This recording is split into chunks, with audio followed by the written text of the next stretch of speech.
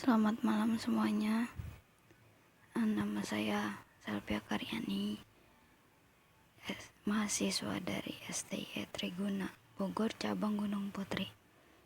Dengan nomor induk mahasiswa MA 195048. Di sini saya akan membahas mengenai tugas manajemen keuangan yang membahas cara menghitung biaya obligasi. Di sini topiknya ada mengenai pengertian cost of capital, biaya modal secara individual, dan yang terakhir biaya modal secara keseluruhan. Dalam perusahaan, kita mengenal dengan namanya keputusan investasi dan keputusan dalam pendanaan. Keputusan investasi, the investment decision, keputusan yang dibuat oleh perusahaan untuk berinvestasi. Sedangkan keputusan dalam pendanaan, the financing decision, adalah keputusan yang dibuat oleh perusahaan untuk mendapatkan pendanaan. The investment decision, ada aset, current asset. Dalam bab ini kita lebih terfokus pada pendanaan jangka panjang, yaitu obligasi, saham preferen, dan saham biasa. Financing decision, liabilities, equity, current liabilities, long-term debt, preference stock, common equity.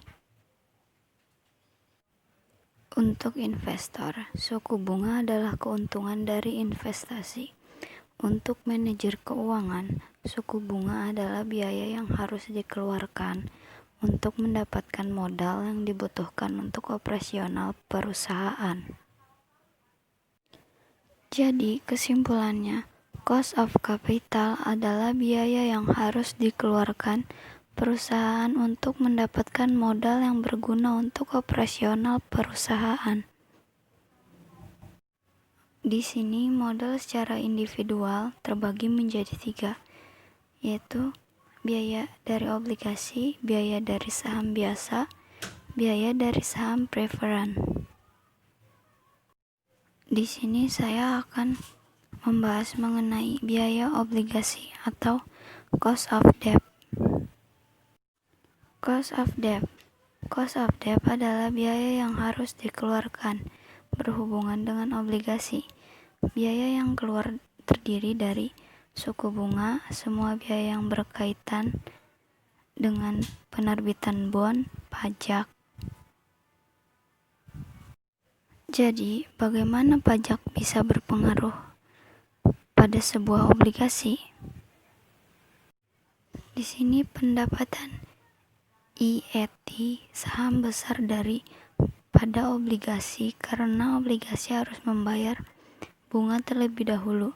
Kondisi ini memungkinkan pajak yang dibayar pada pemerintah lebih kecil, walaupun pendapatan akhir lebih sedikit, atau kondisi sebelum bayar dividen. Setelah dibagi dividen, ternyata pendapatan dari obligasi lebih besar dibandingkan dengan pendapatan dari saham.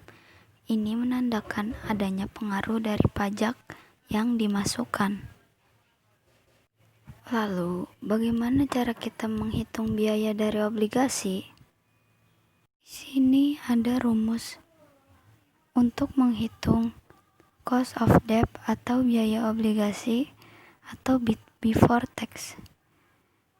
Keterangannya, C sama dengan pembayaran kupon, M nilai nominal obligasi, D nilai pasar atau nilai jual obligasi, dan N umur obligasi. Cost of debt atau biaya obligasi after tax.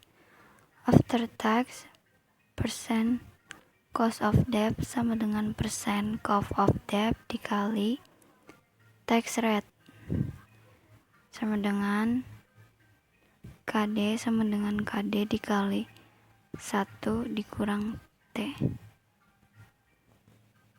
Contoh soal, suatu obligasi dengan nilai $1.000 dan suku bunga kupon sebesar 10%. Obligasi tersebut dijual dengan harga $950, jatuh tempo obligasi 20 tahun, tingkat pajak marginal 34%. Berapakah biaya obligasi sebelum dan sesudah kena pajak? Diketahui harga $950 dengan nilai nominal $1.000, jatuh tempo 20 tahun, dan pajak maksimal 34%, dan harga kupon bunga sebesar 10%. Ditanyakan biaya obligasi sebelum dan sesudah kena pajak. Jadi lanjutan dari jawaban, di sini ada penyelesaian sebelum kena pajak dan penyelesaian setelah kena pajak.